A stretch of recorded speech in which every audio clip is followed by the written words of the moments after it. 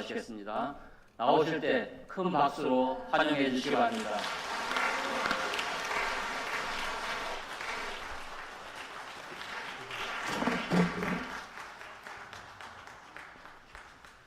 네, 일개 부목사한테 이렇게 귀한 박수를 해주셔서 몸둘 바를 모르겠습니다. 하늘의 은혜가 오늘 함께 예배드리는 우리 모든 성도님들께 함께 하시기를 간절히 바라겠습니다. 제가 지금 주일 예배를 제가 섬기는 교회가 아니라 다른 곳에서 지금 드리는 게 처음이어가지고 이게 얼떨떨해서 무슨 일인가 싶습니다. 어쩌다가 이 지경까지 되었는지는 잘 모르겠지만 우리 장성보 교회 성도님들께서 또 찰떡 같은 은혜로 잘 또 하나님의 은혜를 누리실 거라고 믿습니다. 제가 내적 친밀감이 있어요. 장성보 교회와는. 왜냐하면 모르시겠지만 제가 이곳에서 목사 안수를 받았기 때문에 뭔가 이 공간이 저에게는 좀 따뜻한 공간이어서 오늘 참 개인적으로도 참 영광스러운 자리라고 생각이 듭니다. 제가 2014년부터 2019년까지 이제 남아공이라고 하는 나라에 한 5년여 정도 학교도 다니고 선교 활동들도 좀 도우면서 지냈었는데요. 그곳에는 정전이 참 자주 있었어요. 어쩌다 보니 한 번 나가는 정도가 아니라, 그러니까 블랙아웃이라고 하는데 전력이 부족해서 아예 딱 정해진 시간에 전기가 끊어집니다. 여름 기간에 이제 그게 더 심해요. 왜냐하면 여름에 전력이 많이 들어가니까 물도 부족하고 전기도 부족해서 아예 뭐 12시부터 2시, 아침 8시에서 10시, 밤 이런 식으로 정해져서 정전이 되는 사태가 있어요. 한국에서는 뭐 전기가 끊어지면 무슨 일이지? 다들 놀라잖아요. 근데 남아공에서는 그냥 그렇지 않습니다. 별로 놀라지도 않아요. 올 게 왔구나. 그냥 반갑지는 않은데 너무 자주 봐가지고 익숙한 손님 같은 느낌입니다. 처음에는 참 불편해요. 불도 안 켜지고 냉장고도 멈추고 선풍기도 안 돌아가고 휴대폰 충전도 못합니다. 그때 이제 깨닫게 돼요. 아하, 사람이 믿음으로만 사는 줄 알았는데 휴대폰 배터리 3%에 믿음이 흔들리는구나. 아무것도 안 되니까 핸드폰마저 꺼지면 불안하죠. 여름에 전기가 나가면 방은 덥지, 선풍기는 안 돌지, 냉장고는 꺼져가지고 찬물 마시기도 쉽지 않지. 그러니까 칠흑 같은 어둠 속에서 할 수 있는 거라고는 침대에 누워서 이제 멍하게 있는 것뿐입니다. 그래서 시간이 지나니까 나름 그 정전에 익숙해졌어요. 정전이 돼도 배는 고프잖아요. 근데 이상하게 꼭 그 답 시간에 정전이 됩니다. 근데 밥 먹는 게 가장 큰 문제인데, 제가 사는 그 집주인 할머니가 계셨는데 연세가 꽤 많으셨어요. 39년생이셨는데 할머니가 이제 집이 이제 불이 탁 꺼지면 아무렇지도 않게 촛불 하나를 착 켭니다. 그리고 저한테 물어보세요. 식사 같이 할 거냐고. 배고프니까 같이 먹어야죠. 혹시 촛불만 아무것도 없이 불이 없는 상태에서 촛불만 켜보고 식사 안 해보셨죠? 분위기 너무 좋습니다. 그래서 혹시나 가정에서 좀 다툼이 있거나 사이가 안 좋으시면은 촛불 켜고 한번 식사해보세요. 선물했던 사이가 풀어질 거예요.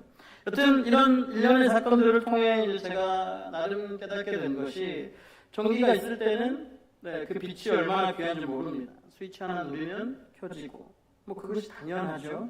그런데 전기가 끊어지면 그 당연했던 것이 다 은혜였다는 사실이 보이기 시작합니다. 그리고 아주 작은 촛불 하나가 우리 그 순간에 얼마나 큰 도움이 되는지도 알게 됩니다. 어둠은 여전히 있지만 그 촛불 하나 켜는 그 작은 빛이 우리를 견디게 하는 것이죠. 우리 인생에도 그런 블랙아웃 같은 시간이 찾아올 때가 있어요. 어제까지는 당연했던 것들이 오늘은 당연하지 않게 되는 경우가 있습니다. 의지하던 사람이 사라지고 준비했던 계획이 무너지고 돈으로도 해결되지 않고 말로도 풀리지 않고 아무리 생각해도 앞이 보이지 않는 시간이 있어요. 신앙이 없는 것도 아닌데 어둡고 하나님을 떠난 것도 아닌데 마치 삶의 전기가 끊어진 것 같은 순간이 있습니다. 오늘 본문에 등장하는 그 이름 없는 한 여인이 바로 그런 자리에 서 있었습니다. 열왕기하 4장 1절은 이 여인을 선지자의 제자들의 아내 중에 한 여인이라고 소개하고 있어요. 그의 남편은 어떤 사람입니까? 하나님을 모르는 사람이 아니었어요. 선지자의 제자 중에 한 사람이었어요. 자, 그런데 그 남편이 죽었죠. 당시에 여인 남편 없는 그 과부라고 한다는 것은, 과부로 살아간다는 것은 생존의 기반이 무너지는 일이었어요.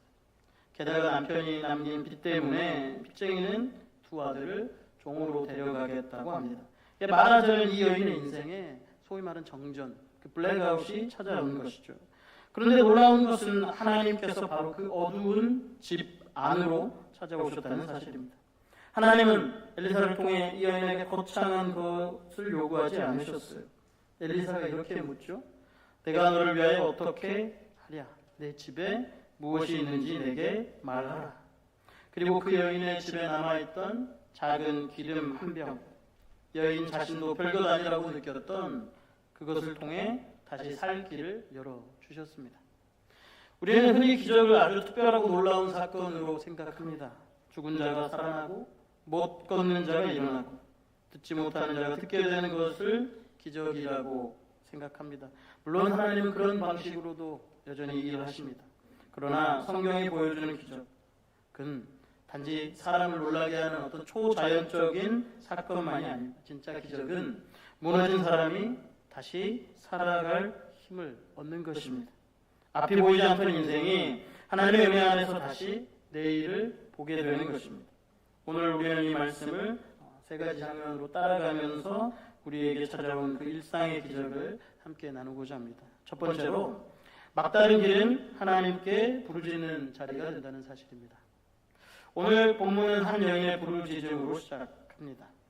1절에 보시면 선지자의 제자들의 아내 중 한 여인이 엘리사에게 부르짖어 이르되, 성경은 이 여인의 이름을 알려주지 않습니다. 다만 그가 그냥 선지자 제자들의 아내, 제자들 중에 한 명의 아내였다라고만 말해요.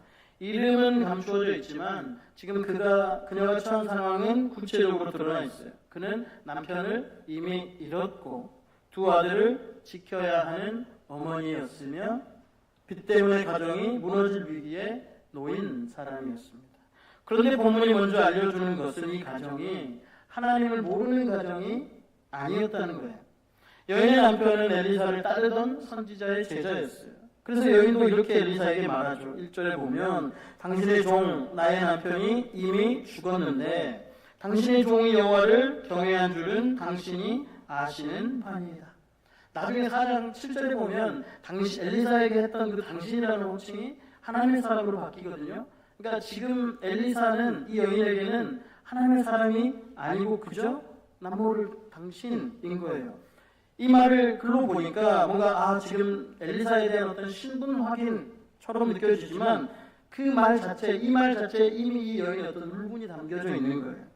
이런 이야기죠. 이런 뉘앙스입니다. 자, 내 남편은 하나님을 경외하던 사람이었어요. 그런데 지금 우리 집은 망하게 생겼습니다. 지금 이 얘기를 엘리사에게 하고 있는 거예요. 신실하게 살았는데도 설명되지 않는 그 고난 앞에서 그 서 있는 한 여인의 절절한 고백입니다. 우리는 여기서 신앙의 현실을 정직하게 보게 되죠. 하나님을 믿는다고 해서 모든 어려움이 피해가는 것은 아닙니다. 하나님을 경외한다고 해서 경제적인 어려움이 없고 가정의 아픔이 없고 설명되지 않는 눈물이 없는 것도 아닙니다. 때로는 신실하게 살아도 길이 막힐 때가 있습니다. 기도했는데도 상황이 나빠질 때가 있고 하나님을 의지했는데도 우리의 마음이 어두워질 때가 있습니다. 이 여인의 가정이 바로 그런 자리에 서 있었습니다. 엎친 데 덮친 격으로 여인의 고통은 남편의 죽음에서 끝나지 않았습니다. 본문은 이렇게 이어서 말해요. 이제 빚 주는 사람이 와서 나의 두 아이를 데려가 그의 종을 삼고자 하나이다. 자, 남편은 죽었고 그럼에도 여전히 빚은 남았고 빚쟁이는 두 아들을 종으로 데려가겠다고 합니다. 빚이라는 게 단순히 숫자로만 그저 남아있는 게 아니었어요. 자, 그 빚을 빼앗아가려 한 것은 돈이 아니라 가족이었고 관계였고 이 여인이 겨우 붙들고 있는 삶의 이유였어요. 이것이 여인이 서 있는 막다른 길이었습니다. 그러나 바로 여기에서 기적의 이야기가 시작됩니다. 모든 길이 막힌 것 같았지만 여인은 그 자리에 주저앉기만 하지 않았습니다. 그는 엘리사에게 나아가 부르짖었어요. 자, 빚쟁이에게는 할 말이 없고 현실 앞에는 답이 없고 사람에게는 기대할 것이 없어도 하나님께 나아가는 길은 아직 막히지 않았습니다. 막다른 길이 기적의 시작이 되는 이유는 바로 그 자리가 하나님께 부르짖는 자리가 되기 때문입니다. 우리에게 그런 순간이 있습니다. 한번 찾아오고 끝나는 문제가 아니라 매일 나를 찾아오는 문제, 해결되지 않은 채 마음 한쪽에 계속 앉아 남아있는 문제, 기도해도 사라지지 않고 생각하지 않으려 해도 자꾸 떠오르는 문제가 있어요. 그렇다고 그것이 곧 믿음 없음은 아닙니다. 오늘 본문은 믿음이 있어도 막막할 수 있고 기도하면서 어두울 수 있으며 하나님을 붙들고 있으면서도 막다른 길 앞에 설 수 있다는 것을 계속 보여주고 있어요. 시편 기자는 그래서 시편 120편 1절에서 이렇게 고백합니다. 내가 환난 중에 여호와께 부르짖었더니 내게 응답하셨도다. 환난이 없다고 말하지 않았습니다. 환난 중에 부르짖었다는 말입니다. 기적은 그래서 넉넉한 자리에서만 시작되지 않습니다. 때로는 더 이상 내 힘으로 버틸 수 없다고 고백하는 자리, 내 방법이 막혔다고 인정하는 자리, 그래서 하나님께 부르짖는 그 자리에서 시작됩니다. 그런데 우리가 막다른 길이라고 하면 흔히 병원 어떤 응급실이라든지 법정이라든지 장례식장처럼 특별하고 큰 위기의 순간을 떠올릴 때가 많아요. 그러나 오늘 본문 속 여인의 막다른 길, 그곳은 어디? 그 장소는 지금 어디입니까? 그녀가 살아가고 있는 일상, 집 아니었어요. 빚을 갚아야 하는 현실 속에 여전히 놓여 있었고, 두 아들을 지켜야 하는 어머니의 마음이 있었고, 내일을 어떻게 살아야 할지 알 수 없는 그 일상의 한복판에 있었습니다. 그러므로 막다른 길이라고 하는 것은 꼭 특별한 장소에만 있는 것이 아닙니다. 하나님은 바로 그 본문의 여인과 같은 그 일상의 막다른 자리에서 우리를 만나주십니다. 그러므로 막다른 길은 하나님 없는 사람에게는 절망의 벽일 수 있지만 하나님께 부르짖는 사람에게는 때로 은혜가 시작되는 문이 될 수 있습니다. 오늘 우리의 삶이 막다른 길처럼 느껴질지라도 아직 끝난 것은 아닙니다. 하나님께로 나아갈 수 있다면 은혜는 이제 시작될 수 있습니다. 기적은 때로 더 이상 내 힘으로 버틸 수 없다고 고백하며 하나님께 부르짖는 그 자리에서 바로 시작됩니다. 두 번째로 작은 기름 한 병에서 기적은 시작된다는 사실입니다. 막다른 길에 선 여인에게 엘리사가 묻습니다. 4장 2절이죠. 내가 너를 위하여 어떻게 하랴? 내 집에 무엇이 있는지 내게 말하라. 지금 여인에게 필요한 것은 누가 뭐라 해도 빚을 갚을 돈입니다. 그런데 엘리사는 내 빚이 얼마냐? 빚쟁이가 누구냐? 라고 묻지 않습니다. 내 집에 무엇이 있느냐? 라고 묻습니다. 이 질문이 중요해요. 하나님은 그 여인을 일상 밖으로 데리고 나가서 기적을 행하지 않으셨다는 사실이에요. 여인이 매일 살던 그 집, 울고 버티고 염려하고 걱정하던 바로 그 일상의 자리에서 기적을 시작하셨어요. 아마 여인의 입장에서는 이 질문이 매우 답답하게 들렸을 겁니다. 선생님, 지금 집에 뭐가 있는지가 문제가 아닙니다. 뭐가 없어서 문제예요. 우리도 그렇죠. 마음이 어려우면 어떻습니까? 사람은 이렇게 자연스레 있는 것보다 없는 것이 먼저 보여요. 분명히 남아있는 것이 있어도 내가 원하는 것이 아니면 그것이 없는 것처럼 느껴집니다. 마음이 이미 없다로 기울어져 있으면 남아있는 것도 잘 보이지 않습니다. 여인의 대답도 그러했어요. 2절에 보시면 계집종의 집에 기름 한 그릇 외에는 아무것도 없나이다. 자, 여인은 너 집에 무엇이 있느냐라고 물어봤죠. 그러면 기름 하나가 있습니다 라고 이야기하는 게 적절해 보여요. 그렇죠. 그러나 기름 한 그릇 외에는 아무것도 없습니다 라고 이야기했어요. 뉘앙스가 좀 다르죠. 히브리어 원문으로 찾아보면 아무것도 없습니다, 기름 하나 말고는, 뭐 이런 느낌이에요. 그러니까 이 여인이 지금 있는 것에 포커스를 맞추는 게 아니라 없는 것에 포커스가 맞춰져 있어요. 앞에 말은 있는 것을 보는 것이고 뒤에 말은 없는 것을 보는 말이에요. 여인의 눈에는 없었어요. 우리 집에 아무것도 없었어.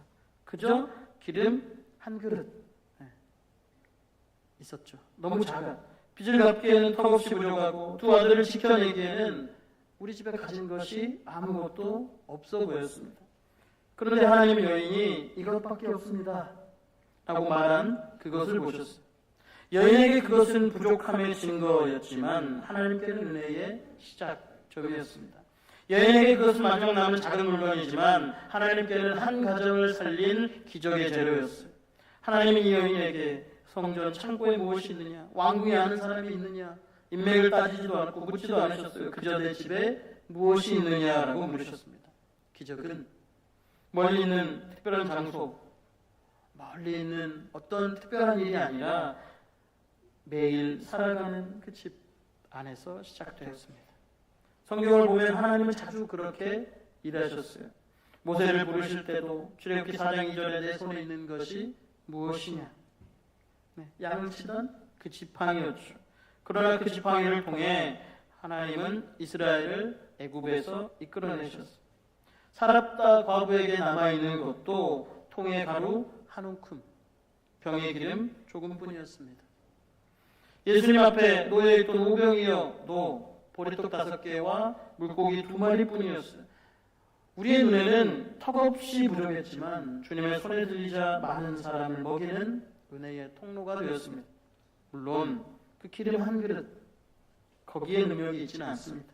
작은 기름이 하나님께 붙들렸기 때문에 기적의 통로가 된 것입니다. 우리 손에 있을 때는 작아 보입니다. 내 계산 안에 있을 때는 부족해 보입니다. 그러나 하나님의 손에 들리면 달라집니다. 내 손에는 이것밖에 이지만 하나님의 손에서는 이것으로도가 됩니다. 사랑하는 성도 여러분, 엘리사의 질문은 오늘 우리에게도 들려오는 질문입니다. 내 집에 무엇이 있느냐? 다시 말하면 이런 뜻이죠. 내가 잃어버린 것 말고 남아있는 것이 무엇이냐? 내가 아무것도 아니라고 여긴 것 가운데 하나님께서 사용하실 수 있는 것이 무엇이냐? 우리는 자주 없는 것부터 말합니다. 시간이 없습니다. 힘이 없습니다. 능력이 없습니다. 믿음도 없습니다. 그런데 하나님은 우리가 별것 아니라고 여긴 그 작은 시간과 기도와 숨김과 그 마음 하나를 통해서도 일하실 수 있습니다. 일상의 기적은 꼭 하늘에서 갑자기 떨어지는 방식으로 오지 않습니다. 때로는 내 집안에 이미 남아있는 것을 다시 보게 하시는 그 방식으로 찾아옵니다. 아무것도 없다고 생각했던 자리에서 아직 남아있는 그 기름 한 그릇을 보게 하시고 그것을 하나님의 손에 들게 하시고 그 작은 것을 통해 살아갈 길을 여시는 것이 바로 하나님 우리 가운데 허락하신 일상의 기적입니다. 그러므로 내게 남은 것이 너무 작다고 낙심하지 않으셨으면 좋겠습니다. 하나님께 드려진 그 작은 것, 그것은 결코 작지 않습니다. 중요한 것은 크기가 아니라 누구의 손에 들려있느냐 하는 것입니다. 오늘 우리도 주님 앞에 이렇게 고백할 수 있어야 합니다. 주님, 제게 이것밖에 없습니다. 그러나 이것도 주님의 손에 드립니다. 바로 그 고백의 자리에서 작은 기름 한 병을 통해 일상의 기적은 시작됩니다. 마지막으로 닫힌 문 안에 순종해서 기적은 완성된다는 사실입니다. 엘리사의 질문을 통해 여인은 자기 집에 남아있던 작은 기름 한 병을 보게 되었어요. 시선을 바꾸고 끝이 아니었어요. 하나님은 여인에게 남아있는 것을 보게 하신 뒤에 이제 그것을 가지고 움직이게 하십니다. 엘리사가 여인에게 말하죠. 너는 밖에 나가서 모든 이웃에게 그릇을 빌리라. 빈 그릇을 빌리되 조금 빌리지 마라 라고 이야기하고 있습니다.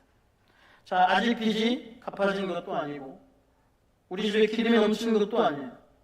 손에 들린 것은 아직 여전히 작은 기름 한 병뿐입니다. 그러나 이제 여인은 엘리사의 말씀을 따라 움직여야 했습니다.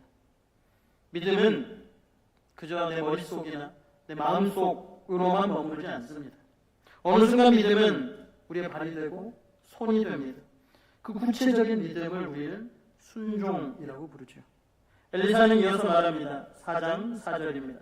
너는 내 두 아들과 함께 들어가서 문을 닫고 그 모든 그릇에 기름을 부어서 차는 대로 옮겨놓으라. 여기서 중요한 표현은 문을 닫아 걸었다는 것이에요. 하나님께서 일하시는 장면이라면 우리는 어떻습니까? 알리고 싶죠. 사람들을 다 불러 모아도 조울었던 그 기적의 순간에 오히려 엘리사는 문을 닫으라고 말하고 있습니다. 하나님은 이 기적을 사람들 앞에서 떠들썩하게 보이시지 않았어요.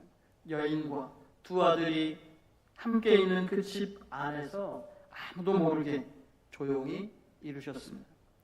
이 장면이 오늘 설교 제목과 어찌 보면 연결이 돼요. 기적은 특별한 무대 위에서만 일어나지 않아요. 매일 밥을 차리고 울고 걱정하고 두 아들과 함께 버텼던 바로 그 집안에서 일어났어요. 아들들은 빈 그릇을 가져왔고 여인은 기름을 부었습니다. 그것은 대단한 능력이 아니죠. 능력이 있어야 할 수 있는 일이 아니잖아요. 이웃집에 가서 그릇을 빌려오고 거기에다 기름을 붓는 게 어떤 큰 능력이 필요한 것은 아니잖아요. 그냥 집 안에서 할 수 있는, 누구나 할 수 있는 아주 평범한 행동이었습니다.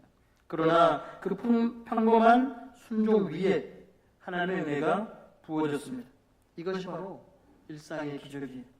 하나님은 우리의 일상을 건너뛰고 일하시지 않습니다. 우리가 살아가는 그 자리에서 내가 할 수 있는, 우리가 할 수 있는 그 평범한 일들을 통해, 그 평범하고 작은 순종을 통해 은혜를 이루어 가십니다. 본문은 이렇게 말해요. 5절입니다.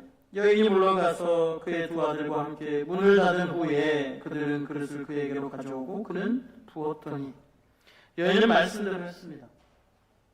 두 아들은 그릇을 가져왔고 여인은 기름을 부었습니다. 그러자 기름이 멈추지 않았어. 하나를 채우고 또 하나를 채우고 또 하나를 채웠습니다. 그냥 조그만 그 병 안에 있는 그 한 병으로는 설명할 수 없는 일이 닫힌 문 안에서 계속 일어나고 있었어요. 기적은 여인이 기름병을 바라보고 있을 때 일어난 것이 아니죠. 말씀을 따라 기름을 붓기 시작할 때 그제서야 기적이 일어납니다. 결국 우리가 기적을 경험할 수 있는 통로는, 유일한 통로는 바로 말씀에 순종하는 그 길밖에 없습니다. 아무리 그릇을 빌려와도 기름을 붓지 않으면 기름이 채워지는 경험을 할 수 없는 거예요.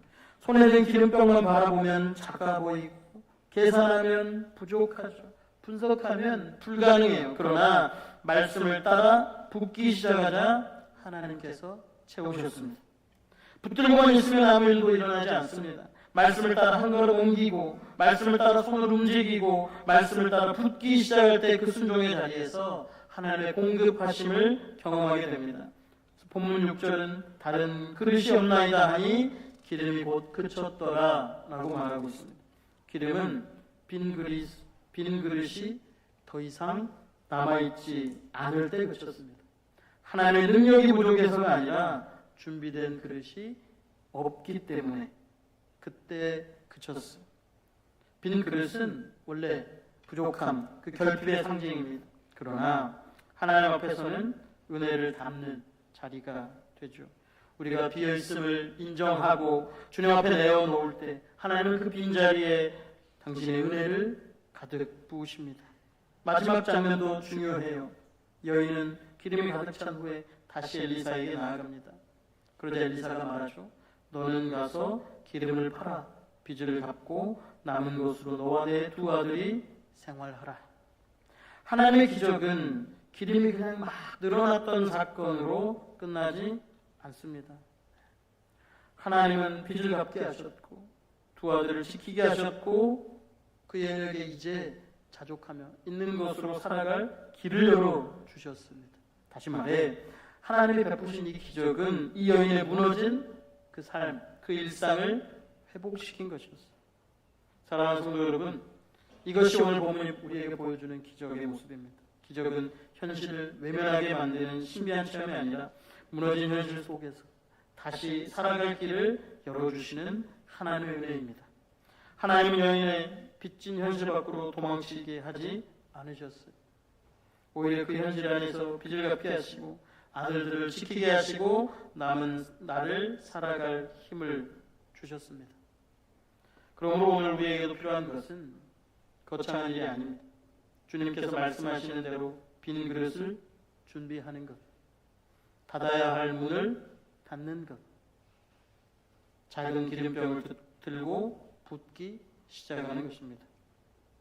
내 계산을 잠시 내려놓고 사람들의 시선과 두려움의 소리를 닫고 하나님께서 말씀하신 그 자리에서 작은 순종을 시작하는 것입니다. 그때 하나님은 우리의 평범한 일상 속에서도 은혜를 부으십니다. 말씀을 마치도록 하겠습니다. 남아공에서 제가 블랙아웃을 경험할 때 전기가 돌아오면 그렇게 반가울 수 없었습니다. 평소에는 아무 생각 없이 누르던 스위치였는데 정전이 지나고 나서 불이 켜지면 제 마음까지 밝아지는 것 같았어요. 그러나 정전의 시간을 견디게 한 것은 전기가 다시 켜질 거다, 시간이 지나면 다시 돌아올 거다라고 하는 기대였지만 그것만 있지는 않았어요. 그 어두운 시간에 제가 밥을 먹으면서 켜두었던 그 작은 촛불 하나, 그것이 방 전체를 밝히지는 못했지만 식탁을 밝히고 그 조그만 빛이 서로의 얼굴을 보게 하고 그 시간을 지나가게 하는 것, 그것은 작은 빛이었어요. 오늘 본문 속 여인의 삶도 마찬가지입니다. 남편은 죽었고 빚은 버거웠고 두 아들을 빼앗길 위기에 놓여 있었습니다. 그 여인의 인생은 모든 불이 꺼진 집 같았어요. 그러나 하나님이 그 어두운 집으로 찾아오시고 여인의 손에 남아있던 작은 기름병을 보게 하시고 여인이 이것밖에 없습니다라고 말했지만 하나님은 바로 그것으로 시작하셨습니다. 오늘 본문이 우리에게 가르쳐주는 기적, 한 가정이 다시 살 길을 얻은 것입니다. 빚에 묶였던 가정이 자유를 얻고 빼앗길 뻔한 두 아들이 어머니 곁에 남고 절망하던 여인이 다시 내일을 살아갈 수 있게 된 것입니다. 사랑하는 성도 여러분, 혹시 지금 인생에 불이 꺼진 것 같은 시간을 지나고 계시는 분이 계십니까? 아무리 눌러도 스위치가 켜지지 않고 아무리 둘러보아도 길이 보이지 않는 것 같은 분이 계십니까? 그렇다면 오늘 이름 없는 이 여인의 이야기를 기억하시기 바랍니다. 하나님은 막다른 길에 선 사람을 외면하지 않으십니다. 하나님은 우리가 아무것도 없다고 말하는 자리에서 새로운 무언가를 보게 하시고 그 작은 것을 통해 우리에게 다시 살 길을 열어주십니다. 그러므로 오늘 우리도 주님 앞에 우리의 빈 그릇을 내놓아야 합니다. 주님, 제게 이것밖에 없습니다. 그러나 이것 주님 손에 드립니다. 주님께서 채워주셔야 삽니다. 이 고백으로 주님 앞에 설 때 하나님은 우리의 일상 속에서도 은혜를 부어주실 것입니다. 바라기는 사랑하는 모든 장승포교회 성도님들 삶에도 이 은혜가 있기를 간절히 바랍니다. 막다른 길에서 부르짖고 작은 기름 한 병을 주님께 드리며 닫힌 문 안에서 말씀대로 순종할 때 하나님께서 다시 살아갈 길을 열어주시는 일상의 기적을 경험하게 되시기를 주님의 이름으로 축원합니다. 우리 찬양 하나 할까요? 네, 주가 일하시네. 우리 함께 찬양하겠습니다.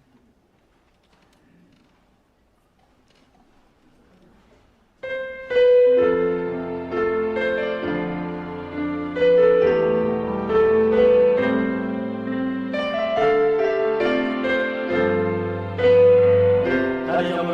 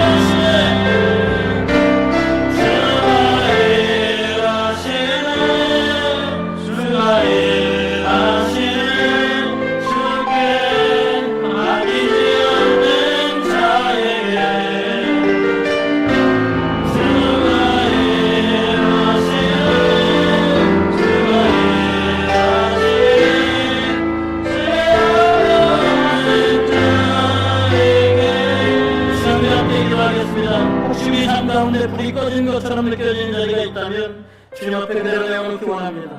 없는 것만 바라보며 낙심했던 마음을 내려놓고 주님께서 사용하실 수 있는 작은 기름 한 병을 믿음으로 드리길 원합니다. 우리의 빈 그릇을 주님 앞에 내어놓으며 주님 채워주옵소서. 주님이 채워주셔야 내가 살아갈 수 있음을 고백하며 나아가게 하여 주시고 다시 살아갈 길을 열어달라고 함께 간절히 주여 한번 부르고 기도하며 나아가겠습니다. 주여, 주님 우리의 막다른 길에 찾아와 주옵소서. 사람에게 말하지 못한 답답함과 마음속에 오래 머물러 있던 우리의 두려움과 해결되지 않은 이 나를 찾아오는 문제들을 주님 앞에 올려드립니다. 주님 우리를 불쌍히 여겨주옵소서. 우리가 없는 것만 바라보며 낙심하지 아니하게 하시고 아직 남아있는 작은 애를 바라보는 믿음으로 하여 주옵소서. 우리의 믿음과 우리의 기도와 우리의 순종을 주님께 드리오니 주님의 손에 붙들어 주옵소서. 주님 우리의 인생의 자리를 붙들어 주옵소서. 우리의 자리를 찾아오셔서 도와를 이기시고 다시 살아가게 열어주셨던 것처럼 우리의 시간에도 찾아와 주시고 나무다리 내가 쌓인 우리의 마음과 가족을 위해 버티라 주시랍게 왕의 일수가 도망이 있는 현실 가운데 주님의 은혜를 부어주옵소서. 낙심하지 아니하게 하시고 주님께 주신 작은 순종을 통해 다시 살아갈 힘과 길을 우리가 내어주옵소서.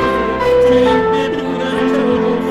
우리의 병의 마음과 영혼을 채워주시고 주신 영혼을 세임으로 살주시고 우리의 일상을 다시 사랑의 공기로 채워주옵소서. 다시 문 안에서 말씀대로 순종하게 하시고 사랑의 시간보다 하나님의 말씀을 더 신뢰하며 나아갈 수 있도록 주님 우리를 붙들어주옵소서. 우리의 영과 우리와 삶의 자리마다 하나님께서 다시 살길 일상의 기적을 경험하게 하여 주옵소서. 하나님 아버지, 오늘 말씀을 통해 우리의 일상 가운데 찾아오시는 주님의 은혜를 보게 하시니 감사합니다. 우리는 때로 삶에 불이 꺼진 것 같은 시간을 만납니다. 기도해도 상황이 쉽게 바뀌지 않고 버티려고 해도 마음이 무너지고 내 힘으로는 더 이상 길을 찾을 수 없는 막다른 자리에 설 때가 있습니다. 그러나 주님, 그 자리에서도 우리를 외면하지 않으시고 우리가 아무것도 없다고 말하는 자리에서 아직 남아있는 작은 기름 한 병을 보게 하십니다. 다시 살아갈 길을 열어주시는 주님을 온전히 신뢰하게 하여 주옵소서. 주님 우리가 없는 것에 마음 빼앗기지 않게 하시고 잃어버린 것만 바라보다 남아있는 은혜를 놓치지 않게 하여 주옵소서.